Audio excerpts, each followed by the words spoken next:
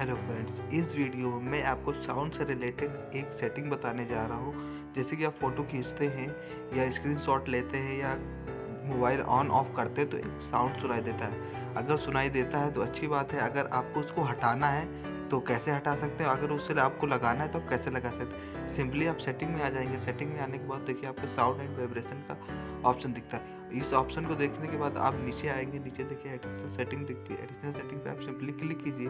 उसके बाद आपको देखिए 4-5 ऑप्शन दिखाई देते हैं। डिलीट साउंड पर ऐसे क्लिक करेंगे हो जाएगा।